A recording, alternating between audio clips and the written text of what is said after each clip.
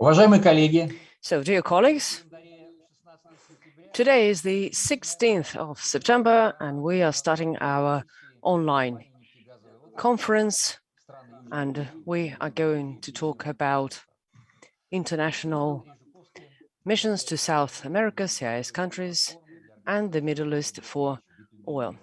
My name is Andrei Zhukovsky, and I will be your moderator. So, a couple of technical issues. The timing of our conference is a little over 2 hours, perhaps 2.5 hours. We are going to have 10 very interesting speakers. And right away, I would like to ask all of you to stick to the timeline. You only have 10 minutes to make your presentation. Later, we're going to have questions. It's always more interesting when you ask questions. So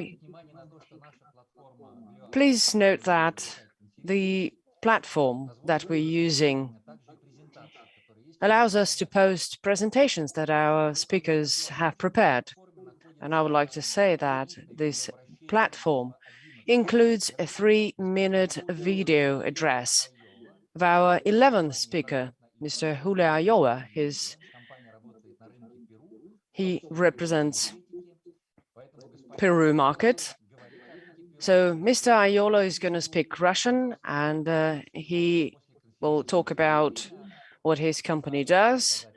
So you can listen to his video address whenever you have free time. So he has received all the presentations and materials. So should there be a need for it, we are negotiating future meetings with him, so you're welcome to join. So we're going to have simultaneous interpretation. There are 2 channels, so please choose the appropriate channel, Russian or English. Besides, I wanted to say a few more words about presentations. You can read them and think about the questions that you want to ask.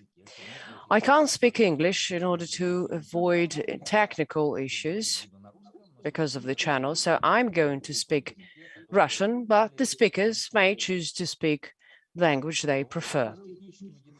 So I guess this is it. So without further ado, let's get to it. Oil and gas. This is the most powerful, most important for our country industry, and I'm sure everyone understands that. So our business mission brings together best exporters with best services, best products and goods. And the organizer of this conference is, once again, Russian Export Center. And Russian Export Center does a lot to make sure that Russian products and goods and services become known in other countries. So I would like to give floor to our first speaker, Mr. Pavel Shabalov, Director of Business Mission Management and Russian Export Center. Pavel, the floor is yours. Good morning, Andrei. Good morning, colleagues. I'm happy to see you all here. Welcome. I'm happy to say that this is not the first meeting, not the first online meeting. Unfortunately, last year, we had to adjust to new reality. And as for exhibitions and other offline events, well, we had to adjust and transfer them to online dimensions. So at the moment, we're trying to get back to normal life. And in particular, this autumn, we really hope ODPAC 2021 exhibition, really hope it will take place. Unfortunately, last year it was cancelled. But as for our online events, offline is coming back, is still relevant. There's an appetite for it, but we see that companies want to take part in both types of events, online and offline. So last year we had pilot projects and we have conducted 17 events, 44 exporters. And this year we have more events with the support of REC. So we're talking about almost 25 events. and really hope that 500 plus companies will participate. As for oil and gas industry and equipment and machine equipment manufacturing, we already know that there are some priorities, and last year's the support amounted to $80 million. We really hope that this will be much higher in the end of this year. And as for this business mission, we see that this mission has also a very promising future, because we now understand there'll be 10 plus countries where we are going to find 10 target buys for 16 of our participants, and there'll be 200 targeted negotiations conducted. As for our conference, today we do have a very intense and tight agenda, so I would like to, well, first of all, thank all the partners and the participants of this event. Thank you for being so active during preparation stage, and I would like to wish you all the best. Have a fruitful conference. I hope you find it useful. Feedback is always welcome, and every success in all your endeavors, in all your negotiations. We'll be monitoring the situation, we'll be waiting for your feedback, and should you need our help or should you need our support to make sure you have more contracts in the end, we are always there to help you. So all the best, have successful negotiations, and let's get started. Well, Pavel, thank you very much. Thank you on behalf of all the participants, and indeed, what Russian Export Center is doing is highly appreciated. And as for the exhibitions and other offline meetings, this is a very powerful tool for business. And I can give you one example. I know Sergey Brin in person, and he told me that once he met Larry Page when he participated in an offline meeting, a conference. So you know what the outcome was. They created Google.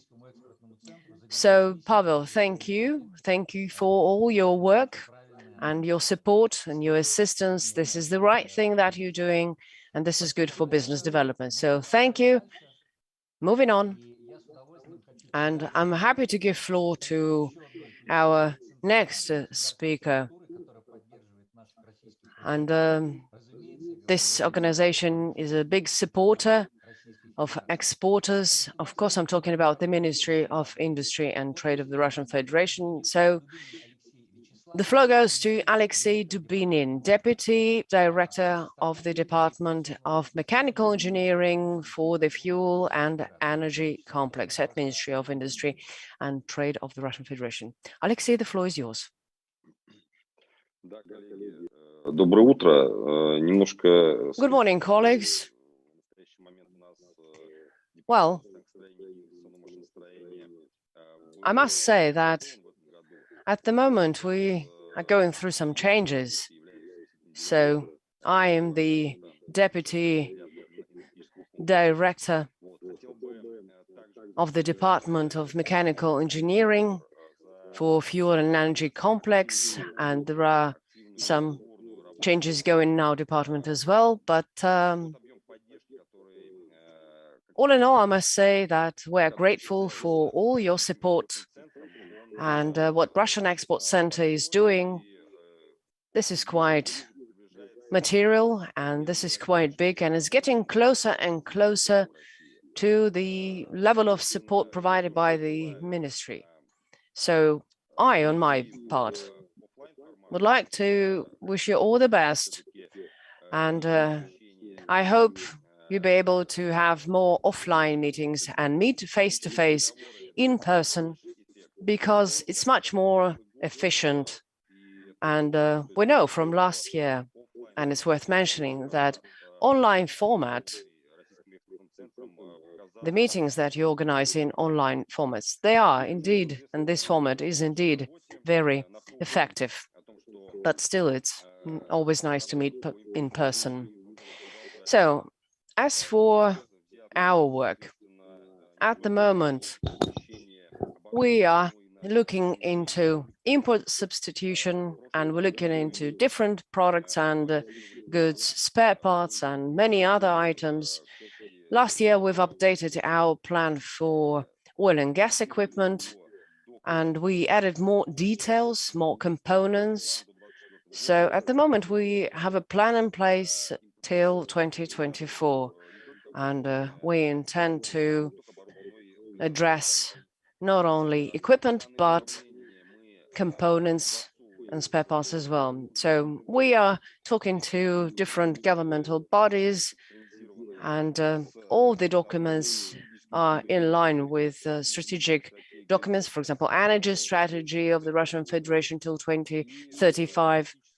And the list of these documents helps us understand what the priorities are. Earlier, oil and gas equipment and this industry was developing at a pace of 2–3%. In some parts, it was 7%. Of course, last year made us adjust and change things and revisit certain things, but we expect further growth in the near future. So as for deliveries, last year, heating equipment, piping, compressors, reactor and column equipment, biggest export goes to India, Kazakhstan, Belarus, Bangladesh.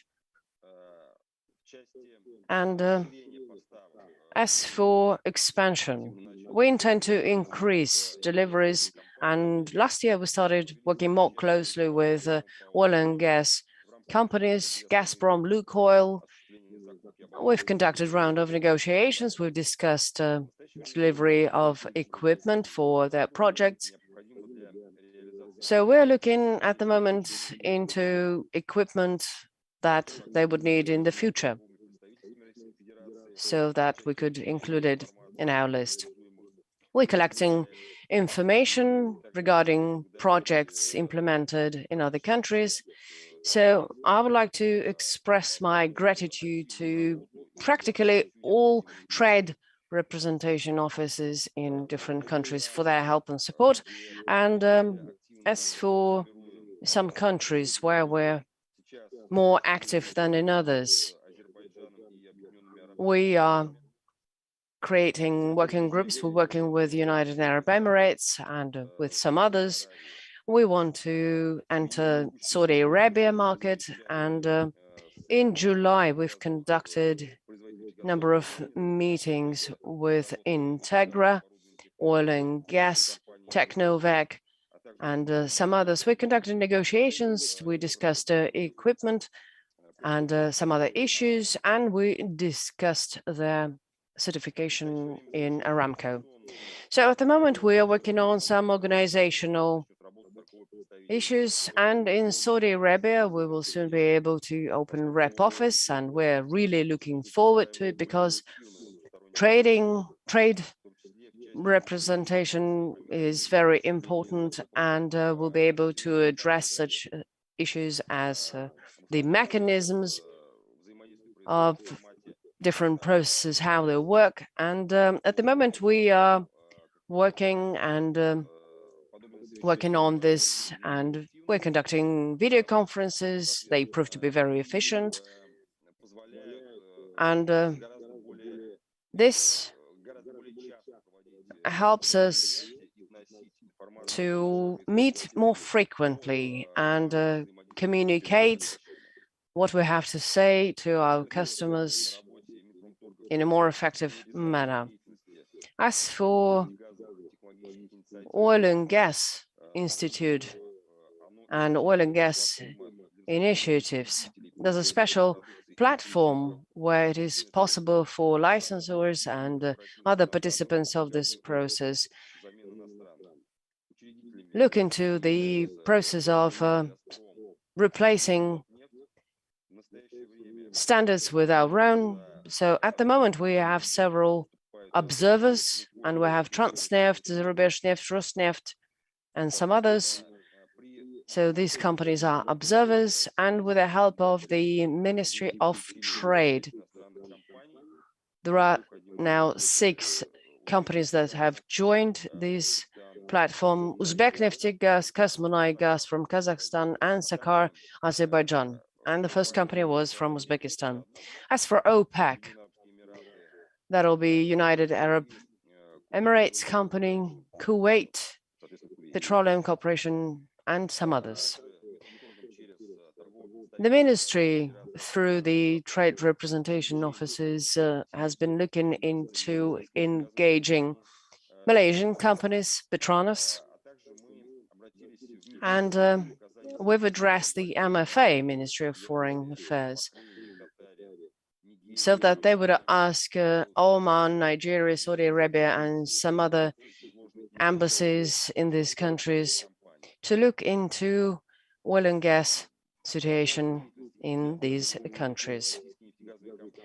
So oil and gas companies have voluntary certification systems in place. These systems belong to them, so it is possible to address all the issues on an individual basis and confirm different characteristics, and you can also address financial issues if there are any. We are trying to also align activity in terms of projects, equipment, and standards, and testing methods. The Institute has developed standards, as I said, so it will give us a lot of opportunities, and companies will have more opportunities as well. I also want to say that the ministry is implementing different mechanisms to help promote products to other markets in other countries. And first of all, I'm talking about the governmental decree 191. And according to this decree, there'll be support provided to the companies. There'll be benefits when the companies want to take a loan and other measures of support. So at the moment, this is work in progress. In 2021, the federal budget has allocated a little less than 2 billion rubles. So there'll be a possibility to recover your expenses, and the amount is almost 4.5%.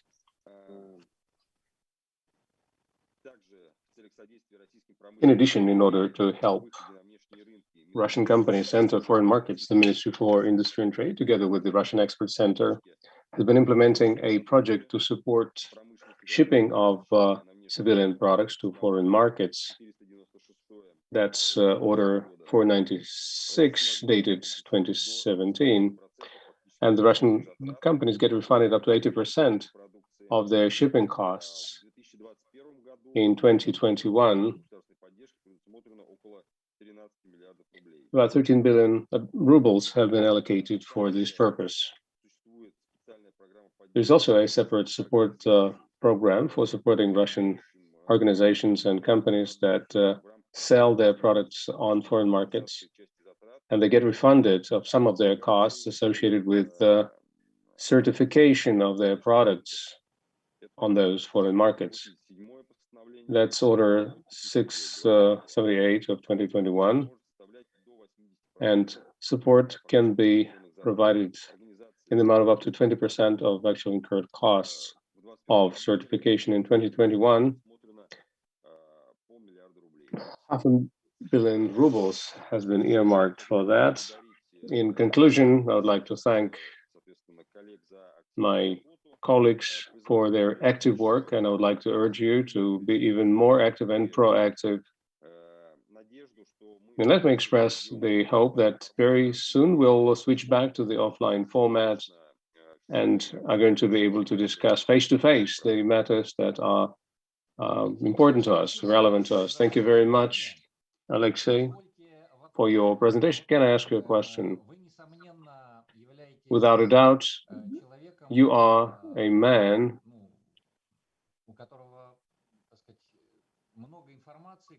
who has a lot of information, who's got a helicopter view of what's going on. What are some of the mistakes that Russian exporters who want to work abroad make? What kind of advice would you be able to give them to make their work more effective? Well, in fact, there's only one piece of advice I can give. I have been encountering organizations to date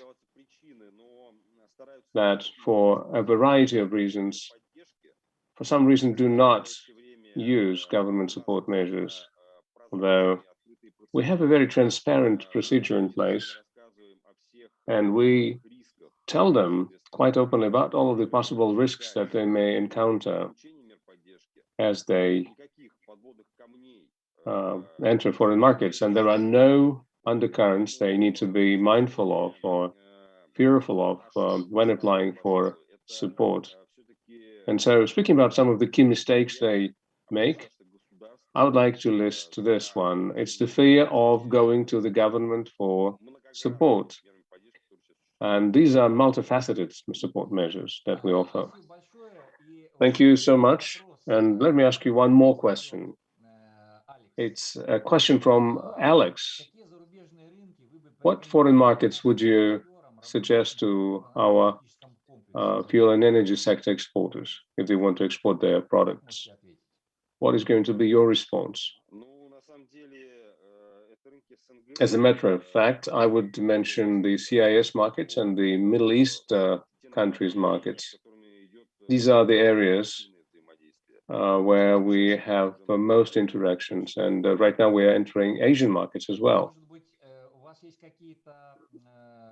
Perhaps you might mention some of the ongoing projects that you're aware of where Russian exporters are actively involved in, where there's still a piece of a pie still open for grabs.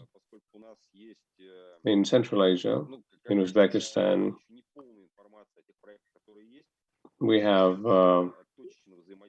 been interacting with local companies, understanding that we cannot enter all of the markets. We need to look at where we might have a majority stake or opportunities for the customers to use Russian equipment. And so it's a case-by-case approach that I would recommend. And it's a one-off kind of work. Indeed, you mentioned Uzbekistan. That's very good because today we are going to really expound on the topic of Uzbekistan. We're going to have a presentation from Russia's trade mission in Uzbekistan. Plus, we will have an intervention by the head of procurement department at Uzbekneftgaz. And therefore, I hope that we're going to be able to really gain a greater understanding of this region, which is quite important to us. Thank you again for your intervention, and we are moving on. And I return the microphone to the representative of the Russian Export Center again, who will be talking about the support measures that the Russian Export Center provides to exporters. I give the floor to Anton Shitinin, Director of Export Support for Oil, Gas and Heavy Engineering at Russian Export Center. And dear participants, dear viewers, Mr. Shitinin's presentation is on the conference's website. You can download it from there at any moment, and we will look forward to hearing your questions. And Mr. Shitinin, the floor is yours. Good morning, dear colleagues. Thank you, Mr. Zhukovsky, for giving me the floor. Once again, I would like to wish our exporters the best of success in their negotiations. I really want this event to be as successful and useful for you as possible so that you may make new contracts with new counterparties and close specific deals and assess your potential and make and stake a claim on that market, which can be strategically important. And once again, I would like to urge, as I always do during all online missions, get the REC involved, even if it's just a potential project before you've entered into specific negotiations with your counterparts and just are trying to get a feel for that market. We will be prepared to support you and tell you more about the funding and support measures that we provide. Before I actually move on to my presentation per se, I would like to thank Mr. Dubinin for his praise that he's given to our work. And I would also like to thank the Ministry for Industry and Trade for the very fruitful cooperation we've been having with them and for their active support of our efforts. We will be trying moving forward to streamline and strengthen our support measures. And if I may go back to your question about the typical mistakes exporters make, I'd like to say that I often see when I talk to oil and gas companies and heavy engineering companies that many exporters get stuck in a rut in their routine work they are involved in under their existing contracts. They do not find the extra time to get some new support measures, to get some new support, thereby limiting themselves. We understand that these measures have been out there for many years, but being stuck in that rut, those companies do not pay due attention to these support measures, and they do not use their full potential. And I would like to urge you to use them more actively, because they have shown that they are quite productive. And at this point in time, I would like to bring up my presentation and we'll tell you more about our existing support measures that we have in place. I hope you can see my presentation.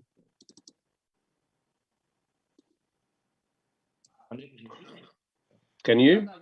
Yes, we can see your slides quite well. Thank you. If I may ask you, please be mindful of the time limit. Yes, thank you for the reminder. A few words about the REC. The head company is the Russian Export Center. It's a government agency for supporting exporters, plus Roseximbank, a specialized bank that can support export projects, and Exar is an export insurance agency that has the right tools to support export-based projects. And I will tell you more about those later on. Speaking about the services provided by the Russian Export Center that are not related to subsidies, loans, and financial support, I would like to mention the following: market studies, analytical materials that you can download or order on our website.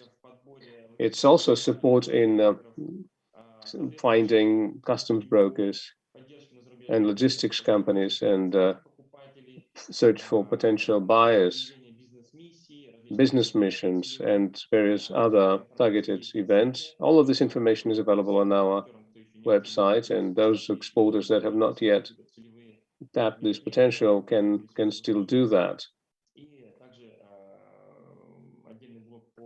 Plus, we help companies with administering their customs activities whenever this involves export, which is quite important for novice exporters.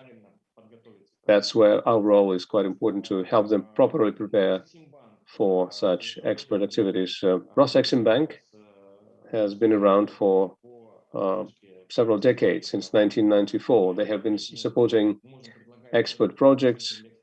We have several products that we offer to exporters that require loans, trade financing, and whatnot.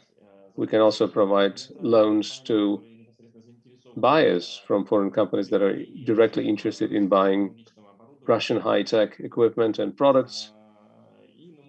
And we can also provide loans to banks, foreign banks, that are partners to our foreign customers and buyers. And I will speak more about that on further slides. Speaking about insurance products offered by Exar, I can say that we insure commercial and political risks, and up to 90% for commercial risks. All of the insurance that we coverage that we provide through 2042 is a first-class insurance that allows banks to get funding and cover risks associated with the bankruptcies of creditors and non-performance and other act of God and force majeure activities and events such as wars and military conflicts, judicial decisions and restrictions that may be imposed on our exporter in the country where they export to. These risks are covered. Just a few words about the scope of activities of the REC group. Last year, we've provided experts support worth $17.2 billion in 102 countries along Exar lines, and Roseximbank has provided support that is worth $1.9 billion in 47 countries, and we are active in our neighboring countries in Central Asia and in Europe, of course. There are a lot of projects across various continents, and we have a lot of information about the ongoing projects in those regions. We try to consolidate this information, and we get this from our exporters and international partners, both of Exar and Roseximbank. Very briefly about some experience and examples of projects implemented by Exar and Roseximbank in key markets. So let me mention Uzbekistan GTL, a large project that was implemented with the involvement of several banks from Russia and Europe. Roseximbank and Exar was involved, and Exar was involved in providing insurance coverage worth $220 million. And under this project, Russian-made equipment was supplied to the region, and we also supported construction activities associated with the construction of the GTL plant in Uzbekistan. We have a huge pipeline of projects in the oil and gas industry, and some of them can involve new exporters. In other cases, there are restrictions, but we always find windows of opportunities. And if exporters have some projects that they have their sights on, you can get in touch with us, and we will try to work out with you which projects are best suited to your interests so that we could support your involvement. Just a few more words about the most popular support measures in the area of finance. As far as Exar and Roseximbank are concerned, the most popular product is the lending that we provide, or funding that we provide, thanks to the measures of support that are in place according to Order 556, that also includes Order 191 that applies not just to Roseximbank but to other ones, including the VEB Bank. They cover projects that are associated with the implementation of export contracts, and the exporter can come to us when the contract is not yet signed, if they only have a draft contract. And that would be the point at which we can start working on the terms of funding for the exporter. The loan to the buyer, this product is quite interesting because it allows foreign buyers to get funding at beneficial conditions. in terms of the cost of funding, and XR insurance allows them to cover risks. It's excellent coverage, and they also get better conditions on funding terms, duration of terms, and you get a guarantee that you will be paid from the final by the final buyer. And of course, foreign buyers find this product quite interesting because they get the funding, and that allows them to better structure their costs in terms of making the purchase, which makes our exports more competitive. As for loans to banks or for foreign buyers, there are certain limits that we have established, and within those limits, we can provide funding to foreign banks that are banks of our foreign partners and customers. This is something that allows you to act quicker. It requires less labor, and you can get a guarantee of payment, and the foreign buyer, thanks to this funding from Roseximbank, gets an opportunity to reduce their financial costs associated with funding these procurements under such export contracts. A few words about trade finance products. We would use letters of credit that are confirmed letters of credit, and that allows buyers to provide exporters letters of credit that are confirmed by Russian banks, including by Roseximbank. And this structure allows one to get guaranteed payment for the shipped product and optimize overall the cost of the export project. Our conditions allow us to finance investment contracts both in Russia and abroad. And when we involve XR, we can structure such projects in a proper way. We can provide long-term funding for setting up such infrastructure. We also provide good beneficial funding, which optimizes the cost of the project, and before the companies are more interested in creating services base and assembly lines abroad that are related to exports, and we can work on those conditions together with the exporters, and would like you to be more active involving us. Export factoring, this is the project that has been around for quite some time, since at least last year. We are subsidizing beneficial rates, and we can provide good funding conditions.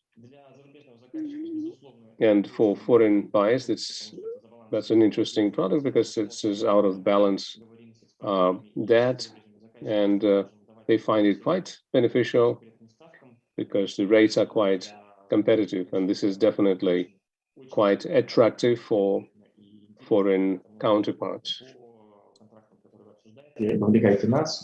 So when you're talking about the contracts and you engage us, this is really good, because this is good for your competitive position. Okay, I would like to ask you, I see that you have a lot of slides ahead of you, but unfortunately we don't have time for that. So could you please conclude in 1 or 2 minutes? Okay. Okay, you can actually have more detailed information. You can find more detailed information on our website. We can provide all types of guarantees. And as for some products, you can also find more information on our website. And customs territories, well, perhaps you don't know that, but this is a chance to get rid of VAT and other import duties that are used in this process. So we can help you with that. And as for subsidies, I won't be able to talk more about subsidies as I wanted, but once again, you can find all the information on our website.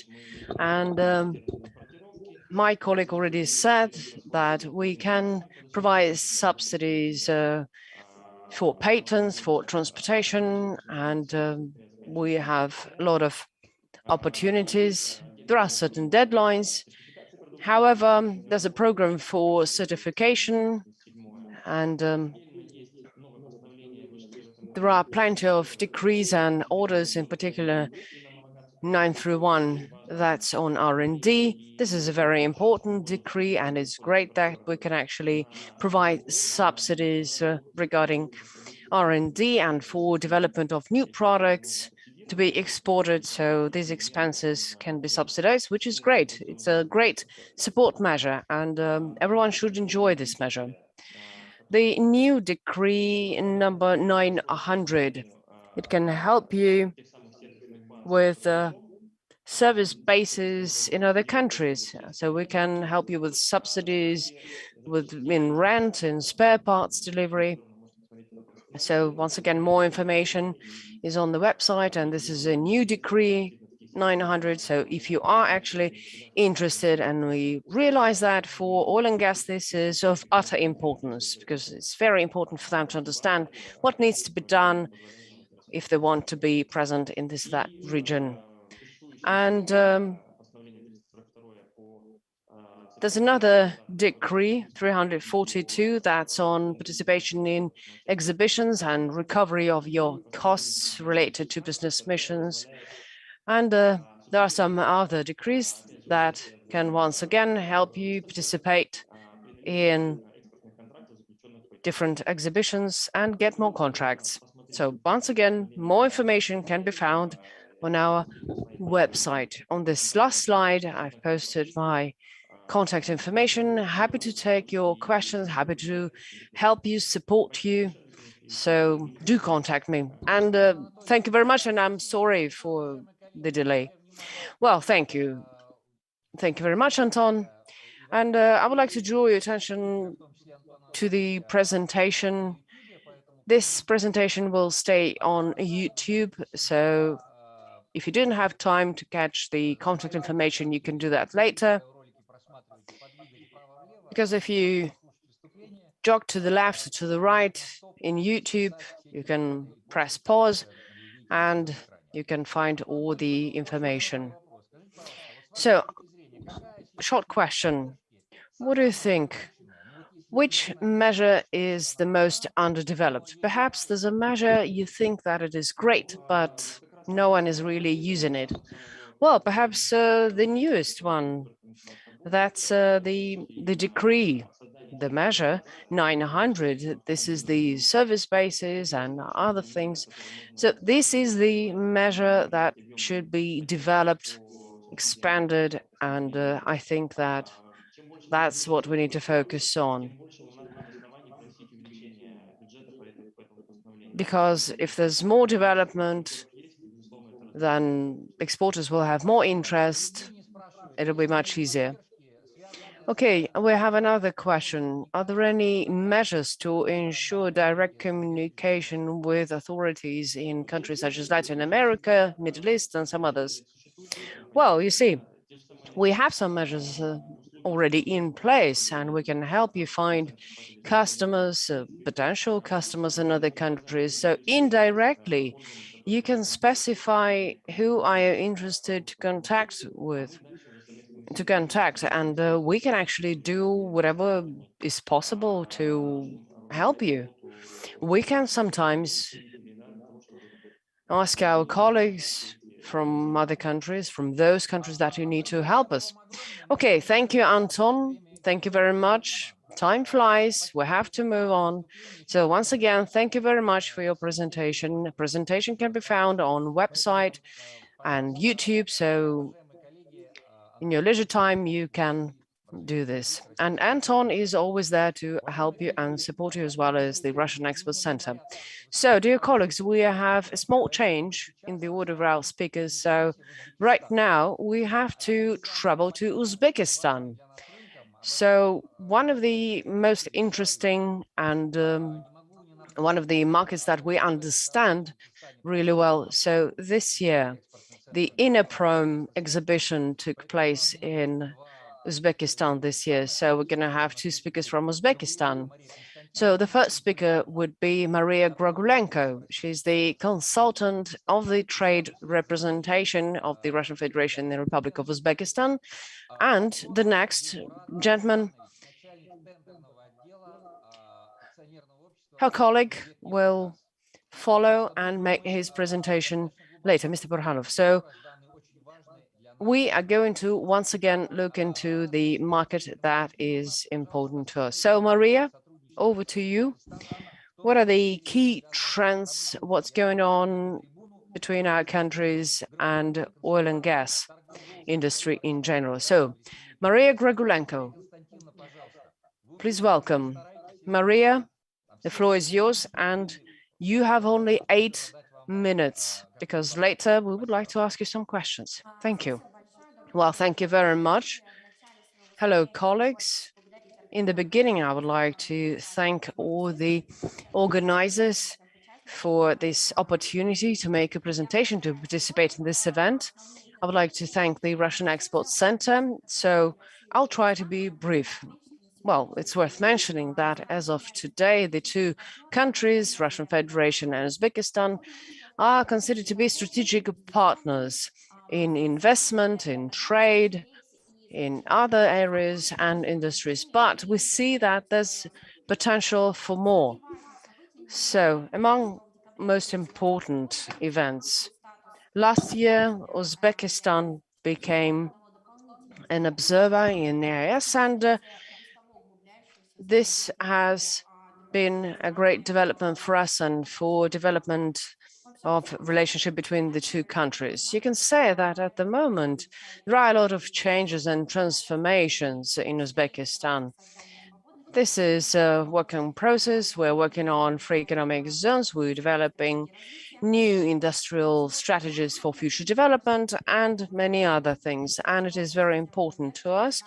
We are supporting foreign investors a great deal, so we can provide different preferences, customs, benefits, and many other measures, which is actually good for implementation of current and future projects.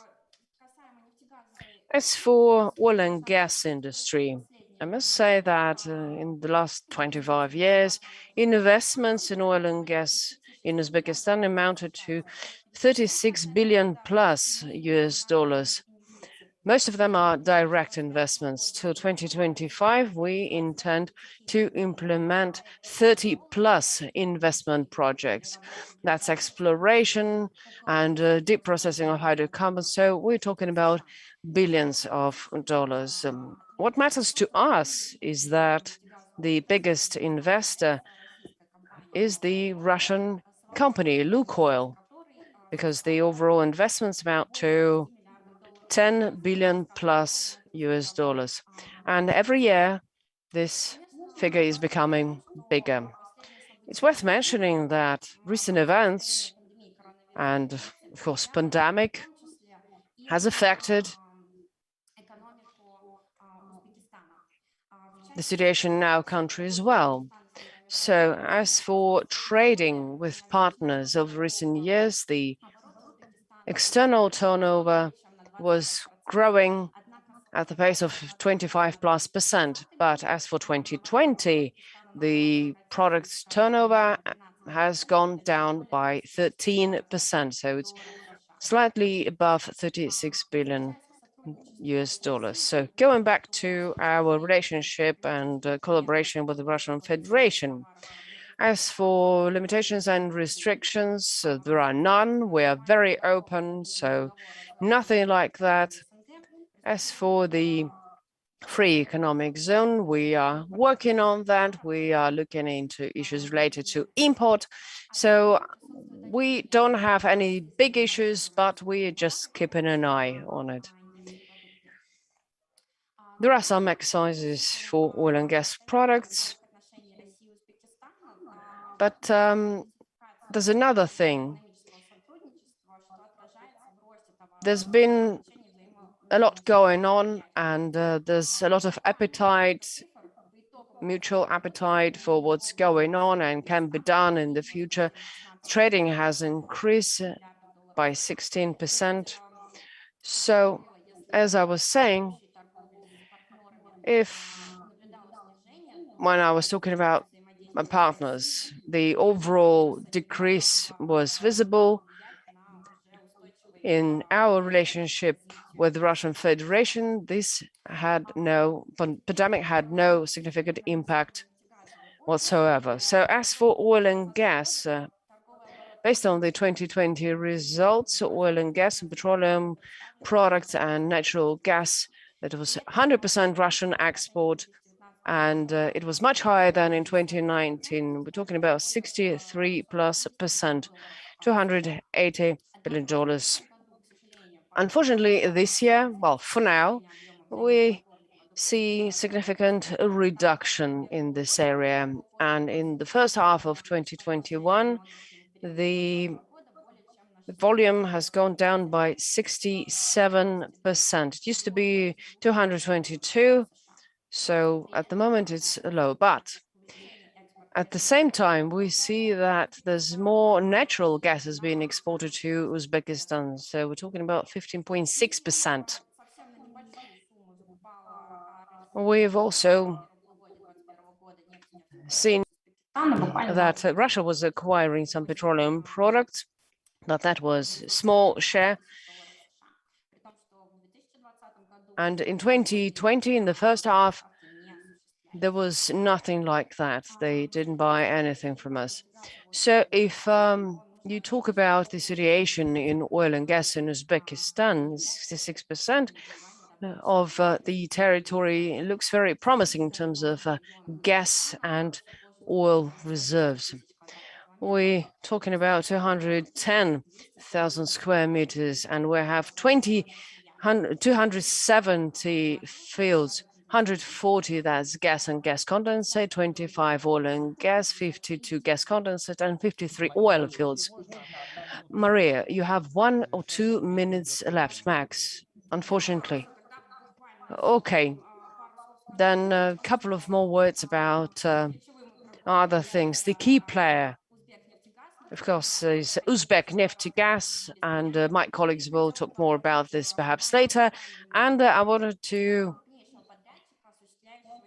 mention a major contractor, Anti Engineering. This company provides all services and turnkey packages, and other companies are welcome to work with this company. And perhaps there's another thing that I wanted to mention is how to enter Uzbek market. The points of entry, as for components and equipment acquisition, is done through tenders and procurement procedures. Everything is posted on Uzbekneftgaz official website and respective e-platforms, and you can find them on our website. And some other companies are working with international platforms to buy what they need. That's Saboriba.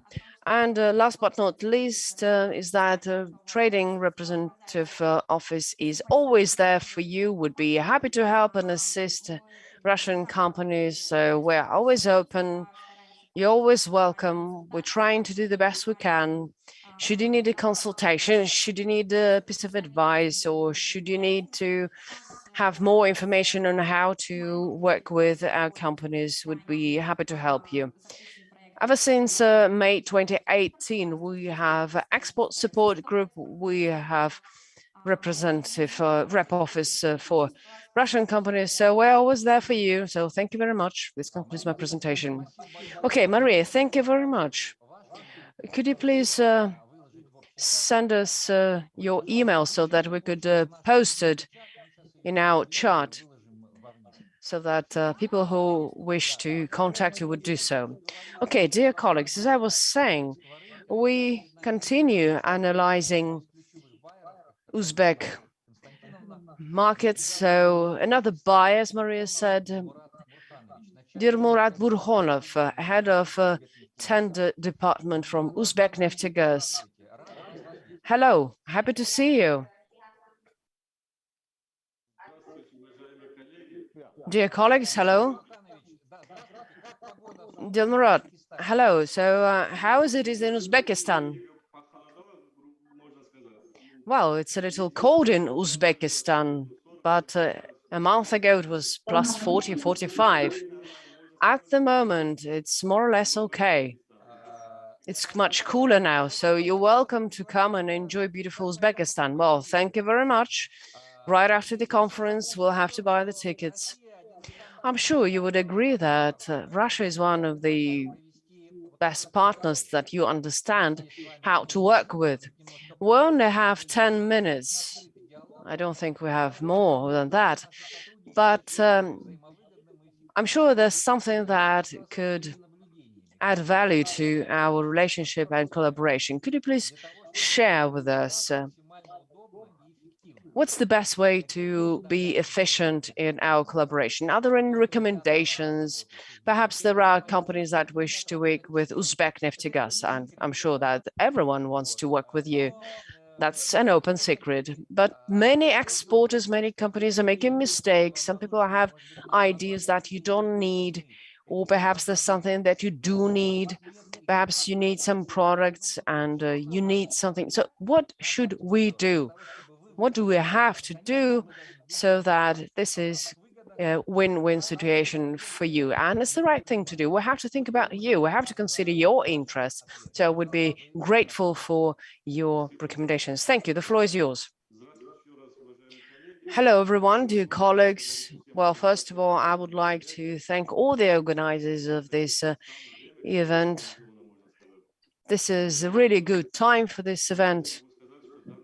And I'm happy to say that this online video format is really good for everyone, I think. So we always search for potential new partners and suppliers. To use some numbers on the back of what Ms. Glogolenko has already given us, I'll very briefly say that Russian producers are strategic partners for us.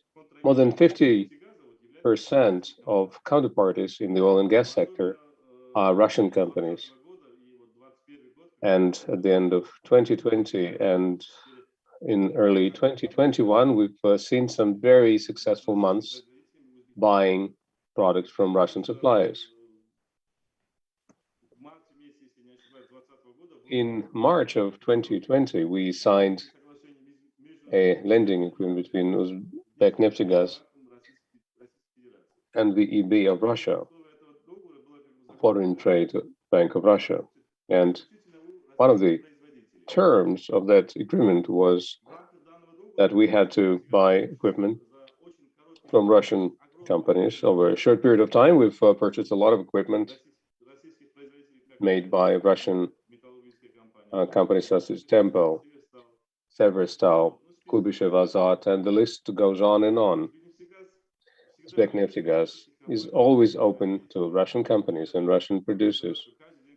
I can tell you that every day we are approached by 2 or 3 companies presenting their product lines, offers of cooperation. We include them in the list of potential suppliers, and we inform them of the upcoming tenders and bids that we organize to buy equipment. With your permission, I can give you an overview of the procurement procedures that we have at Uzbekneftgaz. We are one of the largest oil and gas buyer in Uzbekistan. It is 100% owned organization by state. We have to follow the 2021 law on government procurement of Uzbekistan, and all procurements are done through a tender procedure. There are almost no exception to that. The only exceptions include procurement of some specific types of products, and we announce all of the upcoming offers for bids at the official website of our organization, and everyone can participate. There are no restrictions on who can participate. And today's mission is a great an opportunity for me to announce a new tender on drilling 15 wells for a cost of about $70 to $80 million. We would like to invite all of our potential prospective partners from Russia to participate in this tender process, and we'll make a separate announcement on our website, and we'll welcome your offers. Right now, we are assessing our needs for 2022, and we are going to make it public by the end of 2021. It will be posted on our website and on a specialized portal, and companies can access that information, download it, and familiarize themselves with the list of products that we intend to buy in 2022 and get better prepared for the tender process. That's essentially all I had in my presentation, and if you had any questions, I'll be happy to take them. Thank you very much, Mr. Burkanov. Of course, we have questions. Какое количество российских компаний How many Russian companies participate in your tenders? Is it dozens of companies? The number of participants is sometimes exceeding 100 and approaching 200. I've just outlined some of the largest companies that we interact with, but the total number of participants is great, is enormous. I understand that there's a lot of companies. I just wanted you to confirm that one more time. So what are some of the most common mistakes that Russian exporters make when they try to operate on the Uzbekistani market, when they participate in your bids? When they participate in the tenders, they do not make mistakes, but they usually make their mistakes before the tenders. Not all of the companies monitor our tenders, and sometimes they are too late to make their bid because they had not followed our announcements and missed a posting. And we do that on several websites, not just on one portal. So I would like to recommend to Russian exporters to closely monitor all of the announcements that Uzbekneftgaz makes on the upcoming tenders. Thank you for your answer. My next question is, okay, there's price and there's quality. Quality includes qualifications, and there's a question here: do you need to get pre-qualified on your tender platform to participate in the bids? But what is the ratio between quality and price? Of course, you are worried only about price, or is it also the quality that you're after? I understand your question. Here's how we operate. We announce a tender. We do require an exporter to be pre-qualified. There's a resource where you can get registered and pre-qualified. And if you've gone through your qualification once quite successfully, then you can participate in all of the tenders throughout the year after this registration.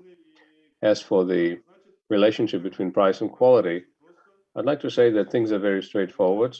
We announce the terms of reference, and if the participant meets all of our requirements, then they can move on to the second phase, which is the commercial evaluation or assessment phase. That's where we select the lowest price. So if the specifications requirements are met, then we can proceed to the price. Everything is very straightforward and quite streamlined and transparent. All I can say is that we would like to wish our exporters to be paying more attention to your announcements and to study better what you post on your official websites. What would you recommend to our exporters in closing? I would like to wish all of you the best of success, the best of luck, and be more attentive to what we post. We want more companies to be involved, not just one or two.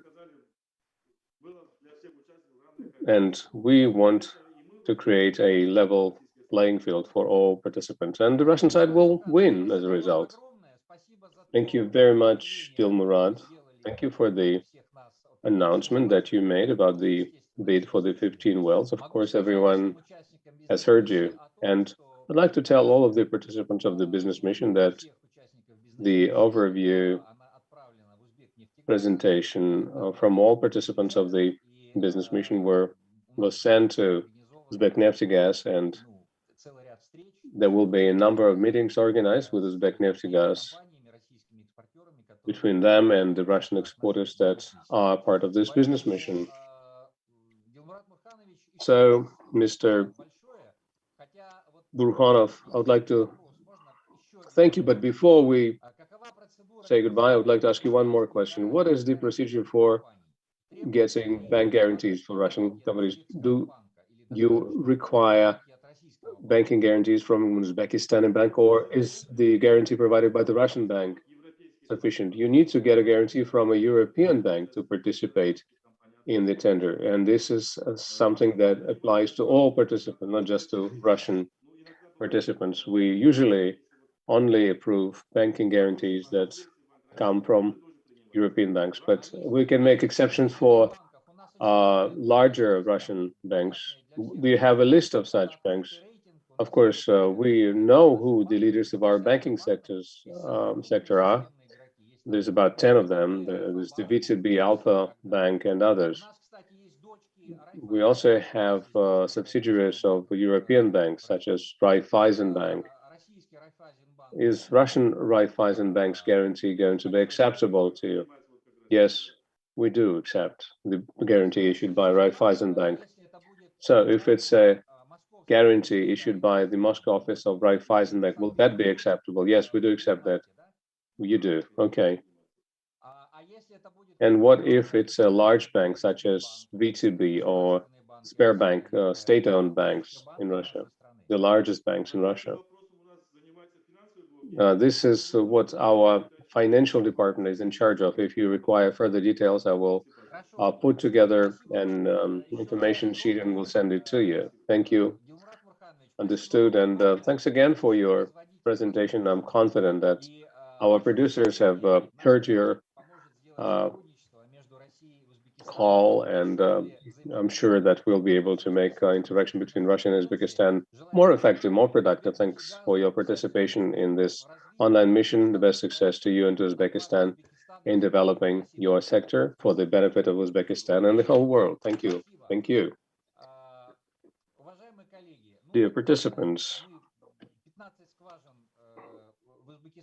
well, there will be 15 wells drilled in Uzbekistan. That's an interesting opportunity for those wishing to enter that market.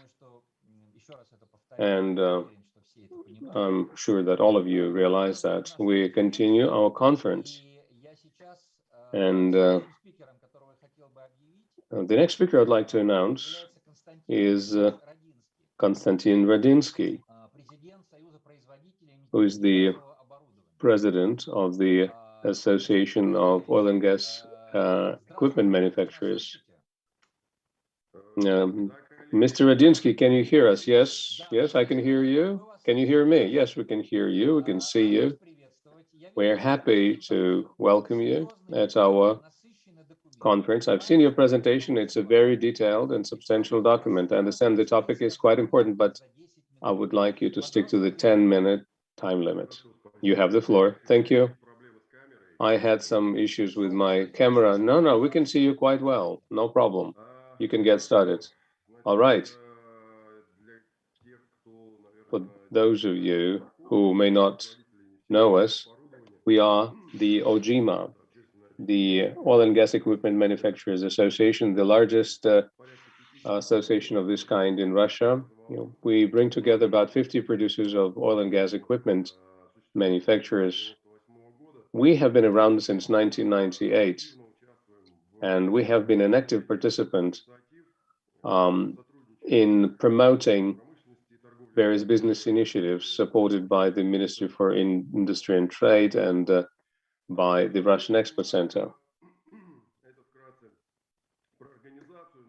That was just a brief piece of information about our organization, but of course you can always go to our website and find further details there. Now let me speak about one of the latest initiatives that we have put forward. I have been discussing with our governmental agencies, and we're trying to get some feedback on it, because we believe that it can be quite effective and functional in achieving the goal of incentivizing our non-commodity markets.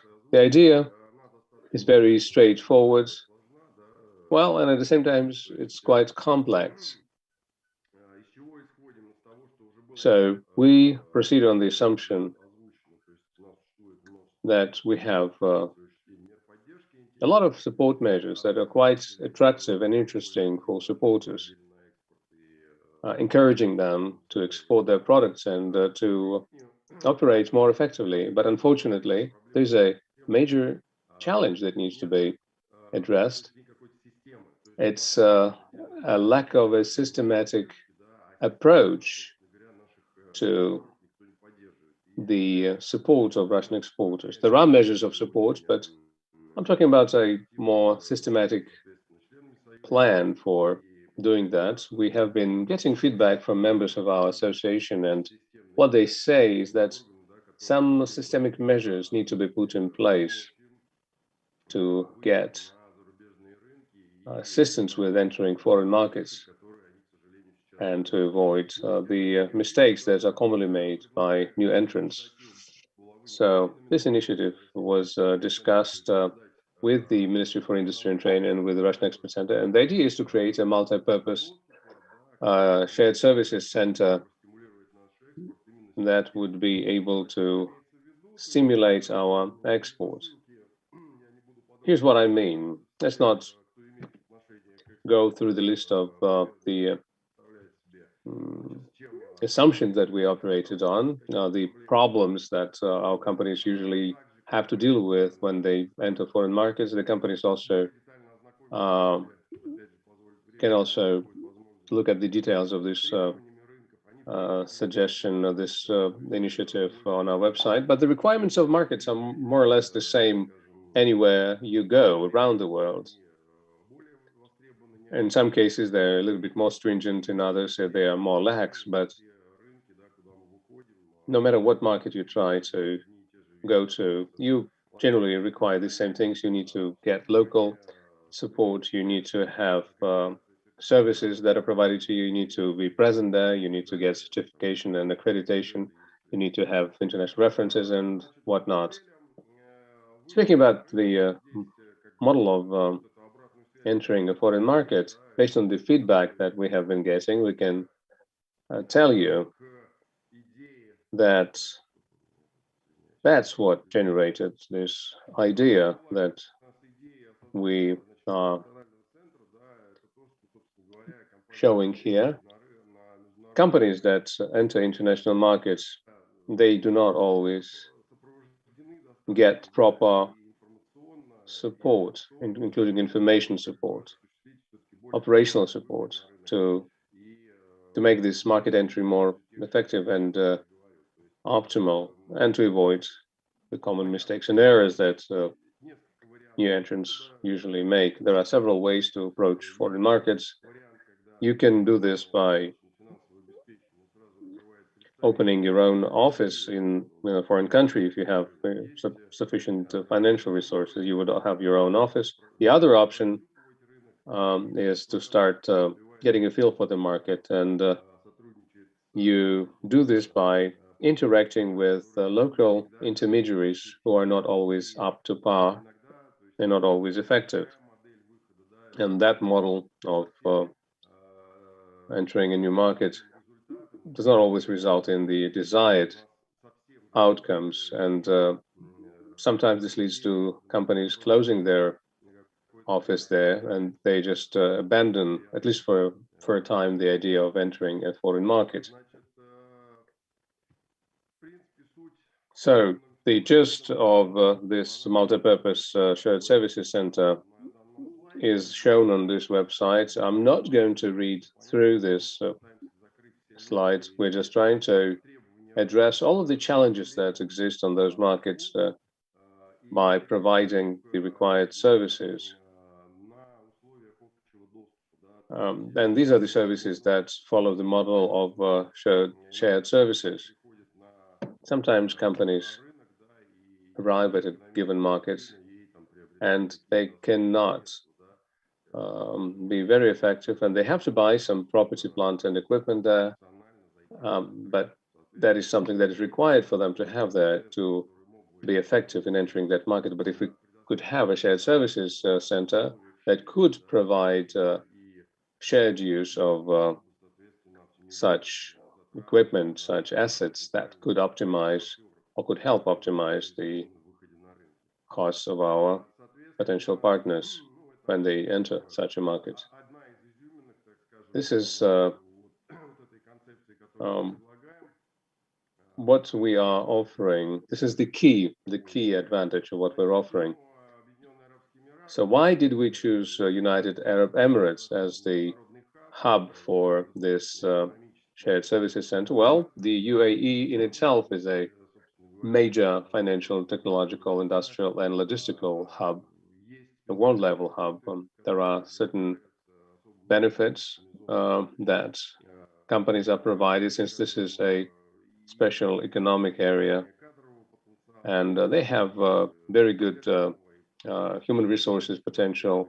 They have an excellent logistical infrastructure, and we believe that the UAE could be a great entry point for Russian companies, including those from the oil and gas sector, to enter the Middle East market. Well, here's a small scheme so that you could actually see what it looks like. And there's another area where we've stumbled upon something. And the problem is, we wanted to agree with the Russian Export Center on preferences and benefits for exporters.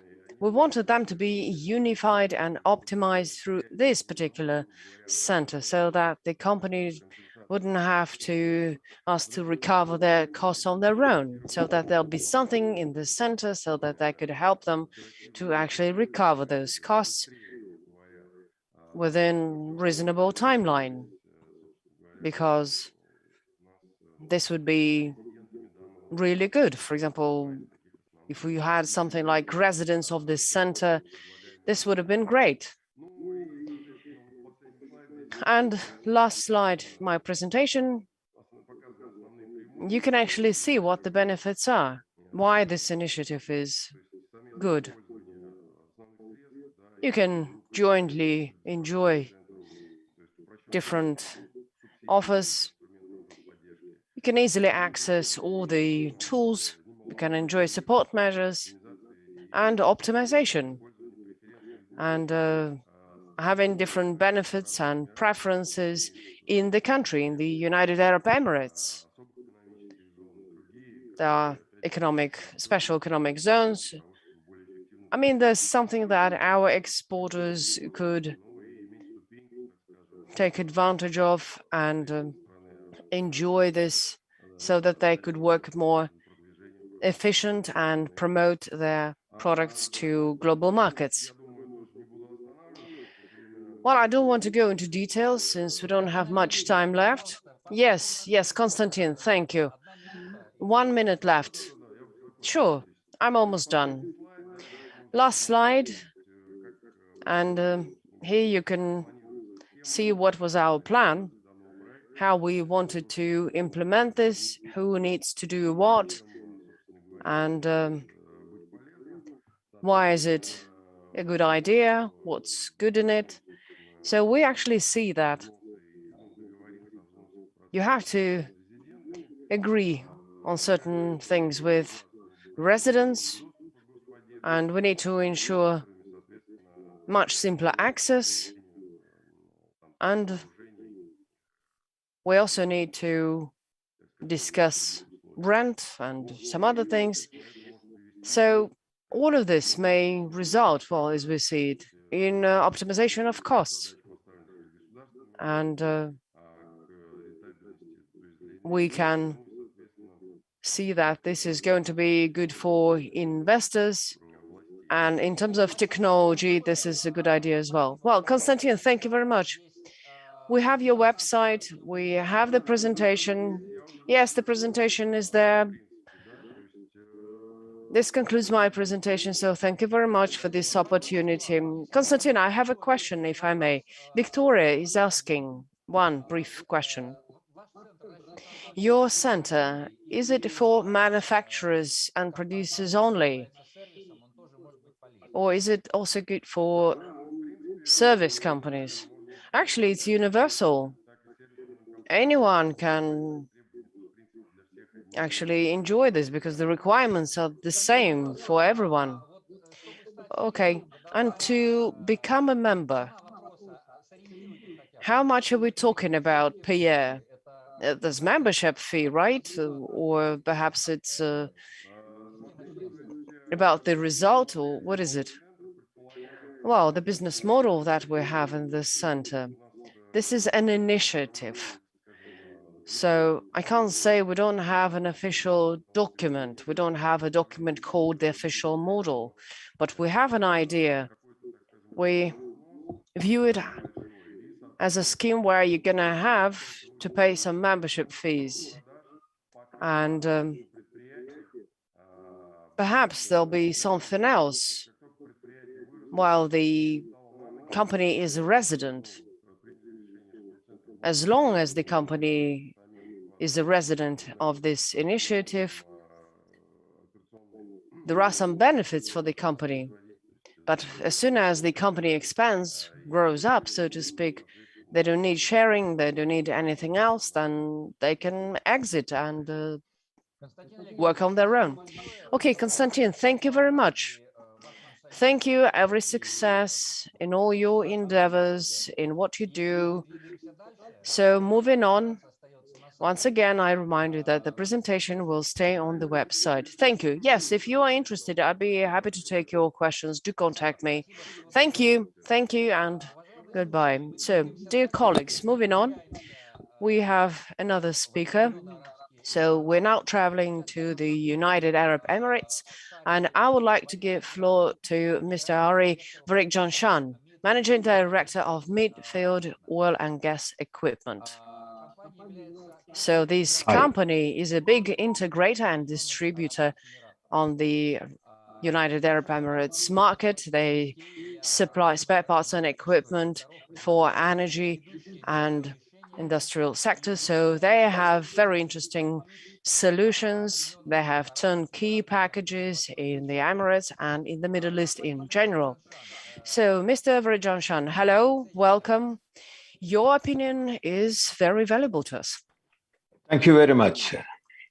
Какие советы вы бы дали нашим экспортерам? What would be your recommendation to our exporters, to those companies that wish to enter the United Arab Emirates market? Would be happy to hear what you have to say. Well, that's a good question. As you know that the oil and gas industry was going through a difficult patch for the past few years.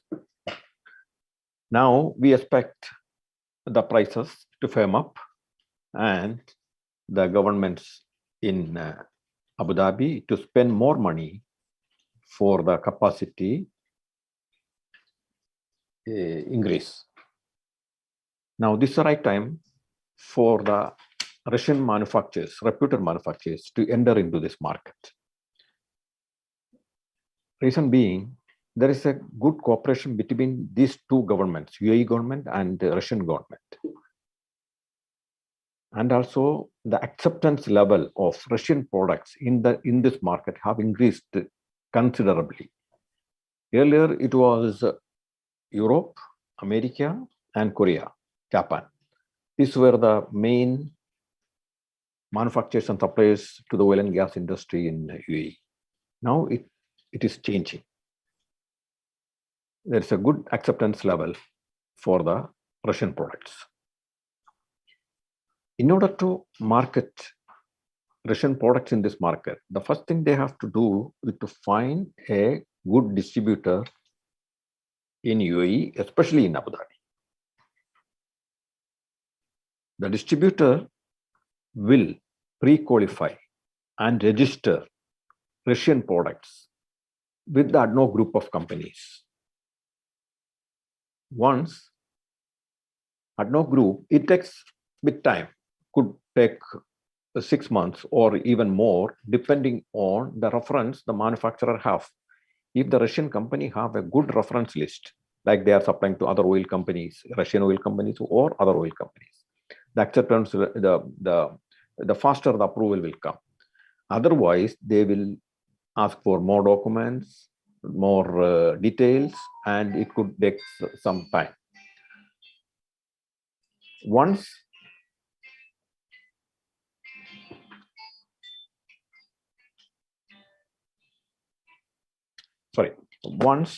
it is approved, then the Russian products can be supplied to oil companies through the distributor in UAE. It is always better to have a gentleman's agreement, not to a very complicated agreement, because initially the manufacturer in Russia and the company distributor in Abu Dhabi will not know each other. They may not be happy in future, or they could find a better source. In that case, if you have a gentleman's agreement, it is possible to change the distributor at a later stage. But it is better always to find a distributor who is dependable and who will work for your product, so that the Russian products can be approved in the oil companies and supplied to them. This is my comments for your question.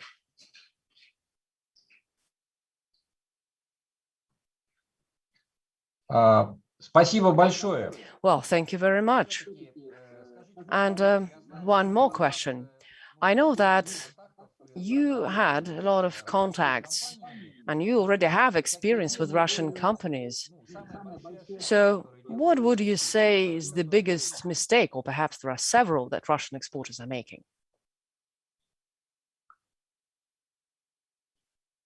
Yeah, actually, we found that they are working with many companies. That will not work. You have to select a company and work with them instead of trying to go with so many companies, more companies. Work with one company, and if you find any problem or you cannot proceed with them, only then change. Otherwise, try to stick with the company you select, but select one who is dependable.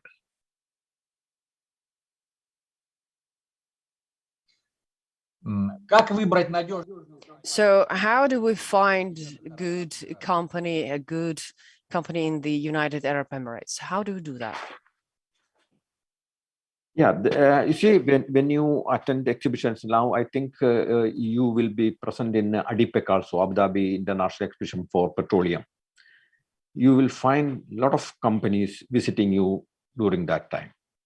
Also, you can check with them other companies they represent. Then from that, you can get a good reference. Suppose the company representing a company from UK or Italy or any other country, you can also cross-check with them if it is not a competing product. That's how you can find a distributor in Abu Dhabi.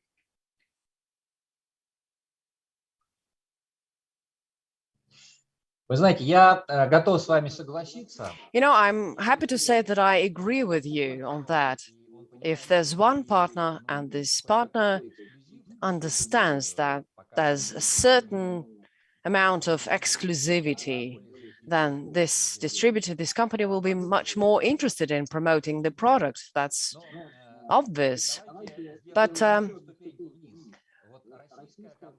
One more question. Let's say a Russian company has found a distributor. Let's say this is your company. Yeah. So you have experience working with different manufacturers, producers. So going back to Russian manufacturers and producers, what would be your recommendation? That's a Russian company already working with you. So perhaps this Russian company can improve something. Presentation of materials, perhaps. Perhaps this can be done in a different way, or perhaps there's something wrong with the prices, or perhaps there's something else, or the communication style. Perhaps that is the problem. So if you dig deeper, what would be your further recommendations? Yes. If the manufacturer have a reasonably good product, they can sell in this market. How the other manufacturers are selling? They have more communication, more visit. They come with us to the oil companies. They present their product to the oil company buyers and the technical team. When the technical team hear from the manufacturer directly, that has a great value. That's how most of the European companies have introduced their products in the oil and gas sector in Abu Dhabi. So once the situation improves, the COVID situation improves, I would suggest that the manufacturers plan to visit oil companies in Abu Dhabi and give presentation to them. Or they can also invite 10, 20 people from the oil companies and give a presentation also. Also, we can do individual presentation to each oil company. They need to spend a week or so in Abu Dhabi and do the presentation. That will give you good reference and good feedback from them. Спасибо большое. Thank you very much. So, sorry, there was a technical glitch. You intend to continue? You were saying something? So, I'm sorry, I've interrupted you, obviously, and I didn't get it. Are you finished, or you intend to say anything else? Yeah, this is what my comments. If anything more, yeah. Да, скажите, пожалуйста. Okay, I see. Thank you. Thank you very much. Thank you very much for the opportunity given to me to participate. And I am also looking forward to meet with the more Russian companies, and we can also help them to register with the oil companies.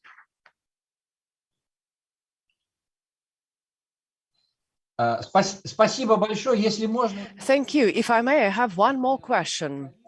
Yeah. There's our participant, Mr. Hassan Khalif. Could you please tell us how much time does it usually take to go through the certification process when it gets to new technology or new piece of equipment in the United Arab Emirates? For example, when we're talking about a company such as ADNOC. Yes. It could take anything between 6 months and above. If it is a high value product or critical product, they might even visit the factory before they give approval.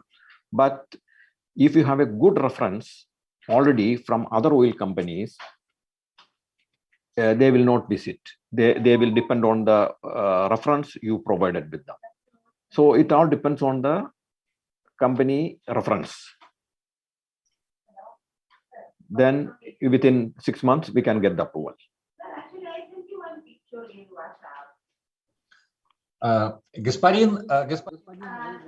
I see. Mr. Veryjakshan, thank you very much. Really appreciate your participation and thank you for your recommendations. And to all the participants, I would like to say that all the materials about your companies will be sent to Mr. Veryjakshan. Yeah. So hopefully there'll be meetings after this conference, and I really hope that collaboration between Russian oil and gas companies and companies located in United Arab Emirates would become even more fruitful. There'll be more negotiations, more contracts. So thank you very much for taking part in this conference. Thank you on behalf of all the organizers. Thank you on behalf of the Russian Export Center and the Ministry of Trade, and on behalf of all the exporters. Thank you for your view, for your opinion. Once again, Thank you. Thank you. Thank you very much. Thank you. It was a good opportunity to speak with you, and we look forward to meeting the oil companies during this exhibition in Adipec.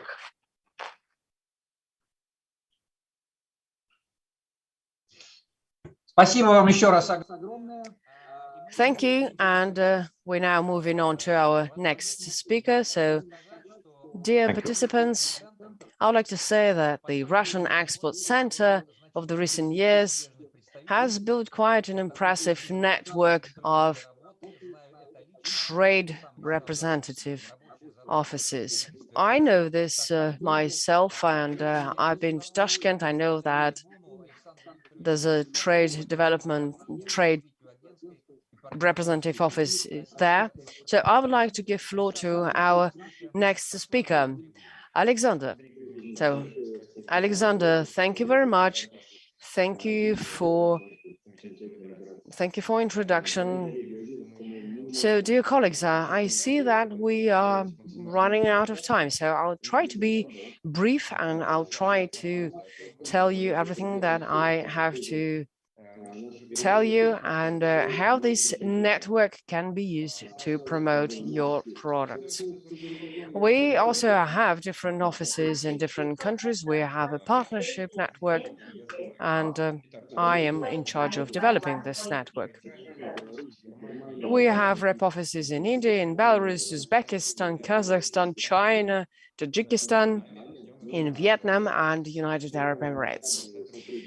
So we have full-time employees working in those rep offices, and they represent the interests of Russian exporters and Russian Export Center. So you can contact these people, those rep offices, directly should you need contact information, and should you need more information in general, you can do that. And whenever you're in the country, you can always organize negotiations and meet with your partners, counterparts, and would be happy to support, would be happy to help you. Let me give you a specific example of how we do it. Just next door, we are talking to an importer from Kazakhstan, a major distributor of agri-food products, and I'm going back and forth between these two rooms. I'm listening to your deliberations, and I'm also participating in these talks with this importer of agri-food from Kazakhstan. Exporters can go to our offices abroad and use them in dealing with their potential buyers abroad.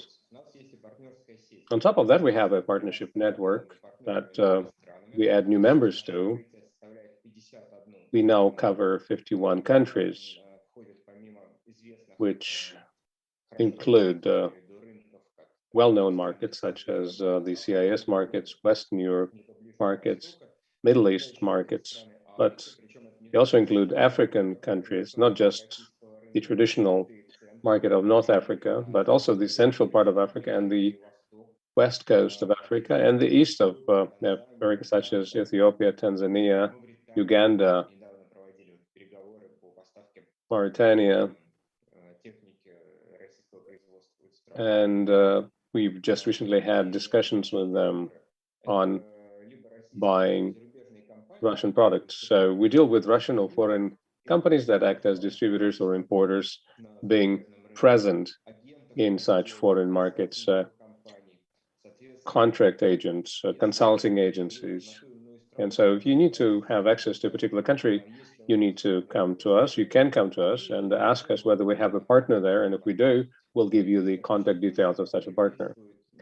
But you just need to be mindful of the fact that, of course, these are commercial partners. RVC provides services free of charge, but when you deal with a partner like that, the exporter would have to negotiate terms of their commercial agreement with them directly. Now I would like to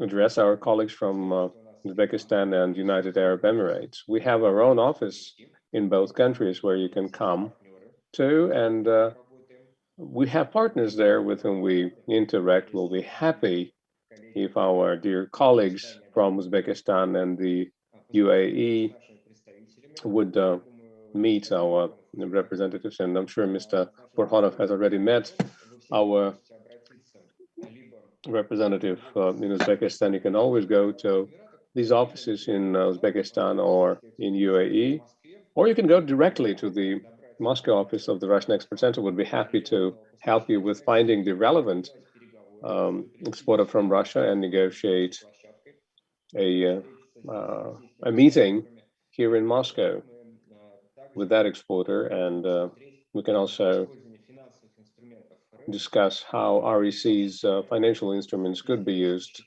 in your projects with Russian suppliers, be that using debt instruments or insurance instruments for that. For your suppliers, we can offer a broad range of support tools, both of financial and non-financial nature, in addition to insurance and loans. This could include subsidiary support measures associated with certification or accreditation. Could be e-trade services, participating in trading and tender platforms, and to use other means such as business missions or fairs and exhibitions. And this completes my brief presentation, and I would be happy if my partners from foreign nations primarily, that's who I'm talking to, if you could write to us and get in touch with us, and we could establish a long-term contact with you. And so we could become a single window for your interactions with Russian suppliers. Thank you very much, and have a great day, all of you. Thank you very much, Alexander. If I may ask you, can you please post your contact details in our chat box, in our chat, and we'll put it for all viewers in YouTube. I can only confirm what Alexander has just said. The REC is indeed working hard to organize meetings and is opening doors to various government institutions. Therefore, the partnership network of the Russian Export Center is there for you. Come and talk to them, and you'll be successful. And thank you again for your presentation. You've been very brief, and we've almost caught up with our agenda. And we're now moving on to the final part of our agenda, dealing with specific cases, stories of success, and sometimes failures. Is quite interesting for exporters. Those exporters who can and are there to listen can save a lot of efforts and money. So there's a case number one, the experience with exporting fiberglass pipes for the oil and gas industry in the Middle East. And I would like to turn the microphone over to Dinar Kashapov, who is the head of sales department at Fiberglass Pipes Plant. The fiberglass pipes plant is a very experienced producer of composite high pressure pipes for the CIS markets and for Russian markets. Their output is up to 600 kilometers of pipes a year, the #1 CIS producer, and they have been certified and accredited by the American Petroleum Institute. They ship to more than 50 regions in 5 countries. Mr. Kashapov, the floor is yours. Please share with us your secret of success. Thank you. Good afternoon. Just a brief overview of our company. You've essentially stolen my thunder, and I've covered about half of my presentation in your introductory remarks.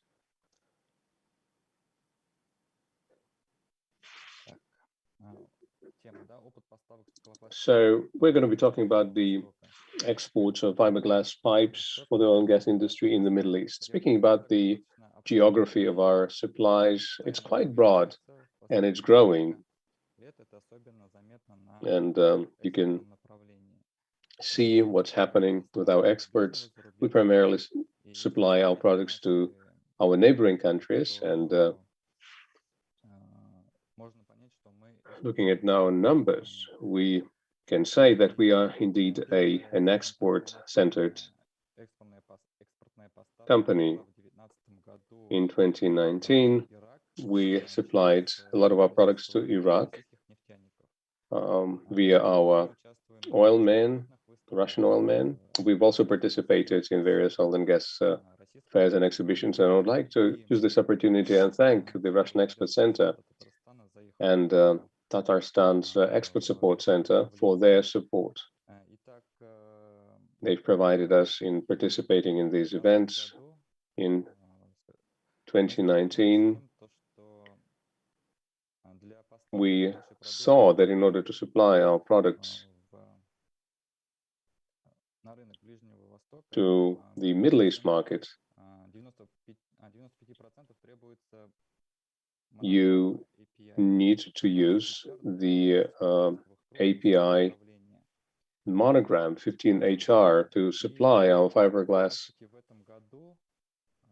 pipes to that market in 90 to 95% of cases. And we were the first company like that in the CIS countries to get the right to use this API monogram, the 15HR monogram of API, something we can put on our products. And we are the only producer in Europe and in the post-Soviet Union countries that is supplying products marked with API monogram.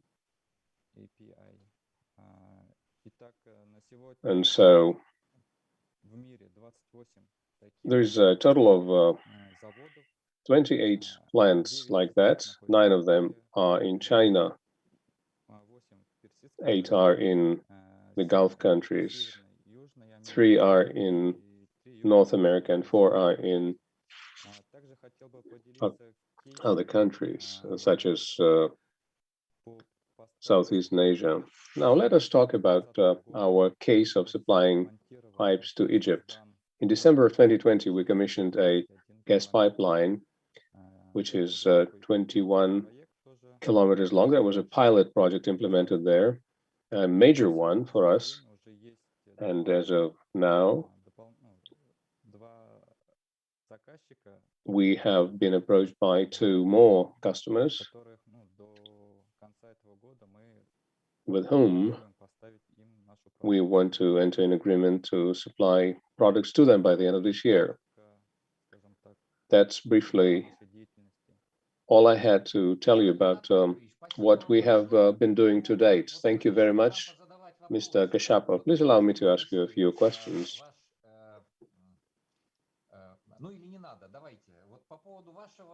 Speaking about your Egypt case,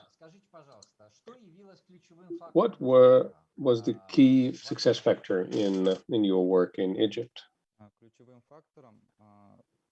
Well, the key success factor was the thing that we were selected for our manufacturing speed. We were able to manufacture our product in a short space of time, and we broke a record on installing our pipes, 1,850 meters in a 12-hour shift, which allowed us to demonstrate how effective we can be with our installation. Was that something that the tender required, or was that the result of your experimentation? That was, of course, the deadline that we had to go by. So that was part of the tender requirement. Well, we did this with the help of our distributors in Egypt, our partners there. That was my next question. So it follows from what you've said that you have partners there. Can you share with us a few details? Because this is practical experience, your practical case. How did you get, as a Russian exporter, how did you get this contract to lay pipelines in Egypt? Our potential distributors are companies that we met with at ADIPEC in 2015. Then we didn't have a lot of interaction for 2 subsequent years. And then following that, they came to us directly with a request for an order with a specific timeline for that order. Having analyzed the offer, we initiated further communication with them. And in the meantime, they worked with the final buyer, the final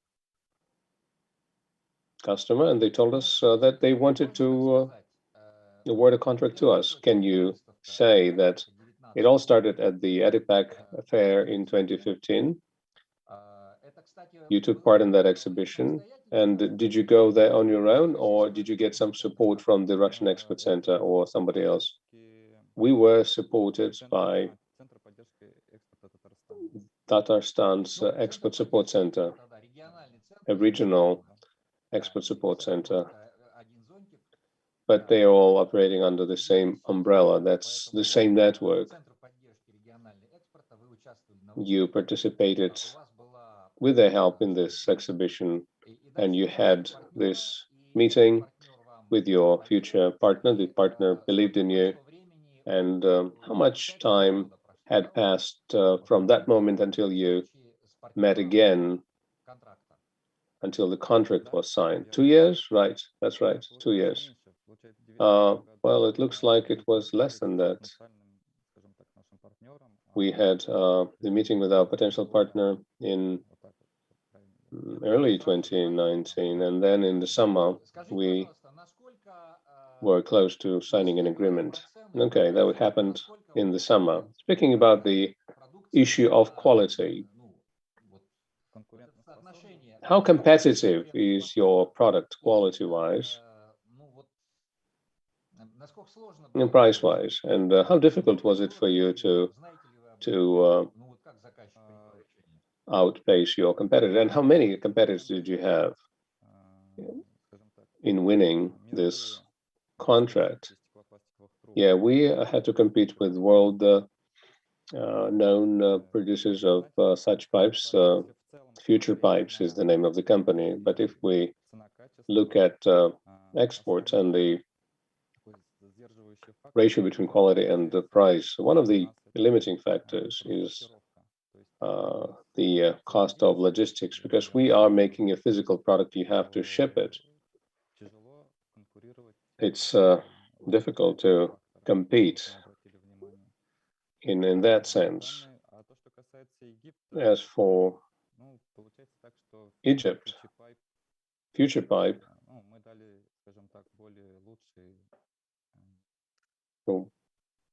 provided an inferior offer. So our offer was better, and that's why we were awarded it. Was that an auction, or was it an envelope opening ceremony? I do not know exactly the details of that. I don't know how our distributor and our partner interacted with the final customer. Okay. Well, thank you so much. And there's a question from Anna. So did you have to establish your own legal person in Egypt, or did you work entirely through your partner? Entirely through my partner. And therefore, the choice of a key partner is one of the prerequisites of your success in Egypt. You have just one partner in Egypt? Yes.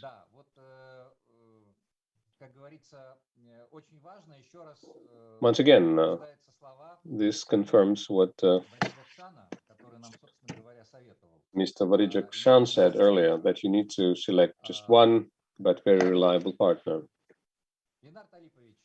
Mr. Kashapov, all I have to say is I wish you the best of success. Thank you very much for your participation and for your story. I think it shows everyone that you can achieve your goals by trying. And they started with a regular fair, and then what followed was regular routine work. And if you work, you become successful. And we hope that we're going to be able to participate in the IDIPEC exhibition that is going to take place in the fall. We will have this API monogram, and that's going to be one of the factors of success for us. We'd like to wish you the best of success and future interesting large-scale projects that would benefit the development of the oil and gas sector in Russia and world over. Thank you very much for your case, for sharing it with us. And we're now moving on to the very last speaker. And basically, since we have been having our interactive Q&A sessions as we went, we almost caught up on time. We are going to now give the floor to a project manager at Neftegas Complex EKZ, Jakub Razdobudko. He will talk about sales of industrial products in the oil and gas industry on the CIS market. Mr. Razdobudko, hello, can you see us? And can you see me? Yes, we can see you quite well. And we've been warming up to your presentation, but on a more serious note, thank you very much for being here, for sharing your business case. And you have the microphone, and we are ready to listen to your presentation. Thank you very much for giving me the opportunity and speak. I will just put on my presentation in a second, and I will start my presentation shortly. Yes, of course, go ahead.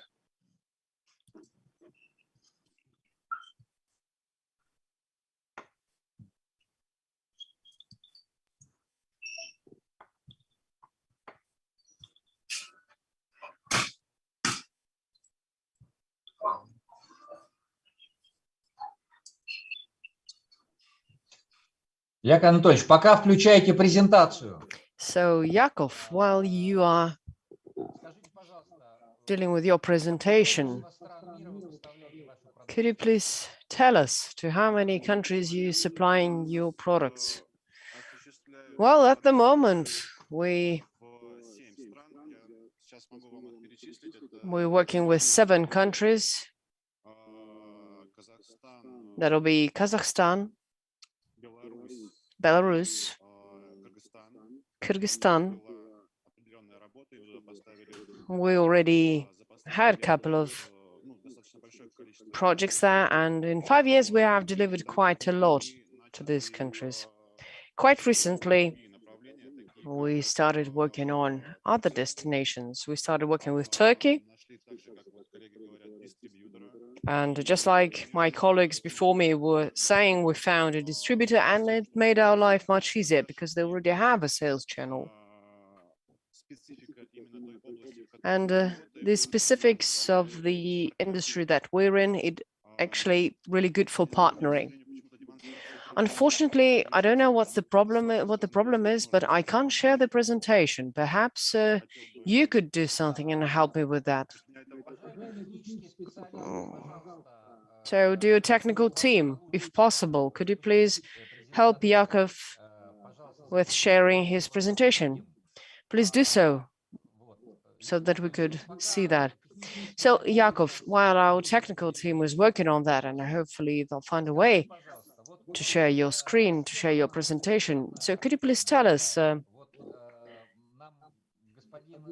what's the scheme of your activities organized? Well, what does this scheme look like? Mr. Veryzhakshan said that it's best if you have an exporter and a distributor. So in your case, how does it work? exporter and distributor are in one country. Well, it means that you want to enter the market of this or that country. You find a partner, you work only with one partner. Well, no doubt you have to find a good, very strong, reliable partner. Because when you find 2, 3 partners, it's not good for the development. That is why we have contracts in place, and we also export and we look at neighboring countries. Of course, for us, it's much easier. It makes sense from the marginal standpoint to do everything on our own. However, I can't say that we've been doing this for long. We shall see, and perhaps we'll see that it may be challenging to address all the issues in the country. So it's really difficult to do this everything on your own. So you do need a distributor. In our case, we deal with electric equipment that requires maintenance. So it's not always convenient for us to open rep office because at an earlier stage, and that's specifics of our product. For example, we do some tests, then certification, and depending on the country and the regulation in this country, but usually we have to come and show something. We have to prove that our product is good and reliable, of high quality. Okay, Yakov, so we now can see your presentation. Please continue. So next slide. And technical specialists will flip the pages. Okay. We're based in Saratov. We have around 160 people working in our company. We have specialists with high-tech experience, and our major customer are our oil and gas majors that export hydrocarbons. Gazprom, Transneft. These are the companies that deal with transportation. The biggest projects, Sila Sibiri, and they have our equipment. So more about what we do, and I will share some cases and examples, and I could tell you more about entering or failing to enter the market. So next slide, please. On this slide, you can see a list of our equipment. This is mostly electric equipment, and we also do installation. We have different types of equipment to protect equipment underground from corrosion. Of course, this is just the basics. Automation. We have everything we need, and we can manage this from anywhere in the world. So next slide, please. Here you can see the geography, Kaliningrad to Siberia. Next slide, please.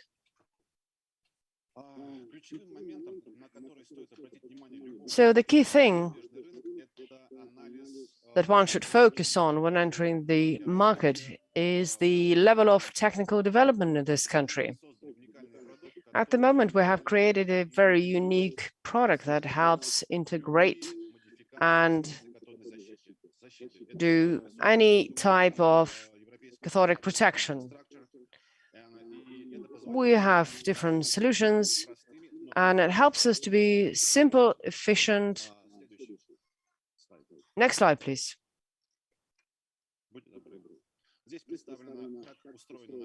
So this is our station, this is our unit. It's very easy to replace different spare parts if needed. Next slide, please. As for power modules, we have a self-test system, self-diagnostics. So this allows us to avoid different failures. Reliability is really good. Next slide, please. This is the equipment that would help you bring everything, all the elements together, cathodic protection, and control the process all the way. Next slide. On this slide, you can see how we collect information and how can we quickly solve any issue. Here I wanted to say something. At the moment, when we enter the market, in some countries we had no problems because in former CIS countries, some systems and some things are similar. Regulatory and procurement systems, we have a lot in common. Let's say we're talking about American market, then they have EPC contractor. This is someone who can, from design to installation and commissioning, do everything on his own. We have a little different situation. We're not about design. We have design institutes to do that. And it works like that. The customer requests us to develop a project, the designer designs, then we go for tender, we win or we lose, but that's how it works. But in case of EPC, it's a little different. So in order to enter the market of another country, I have to be multifunctional. Not in our case. So some markets stay closed for us. We had some success stories, Belarus, Kazakhstan, for example, and as my colleague was saying before, Gazprom and other majors are already there. No doubt they know about our equipment. They've been working with our equipment for quite some time now. And they now understand, and we understand the situation and the convenience. Let's take Belarus as an example. Of course, there's a tender, and you have to understand that your own manufacturing, your own production has to be perfect. Well, in a good sense. It's about the quality. It's about the reliability, because we're talking about hazardous sites. So the requirements and standards are quite high. Next slide, please.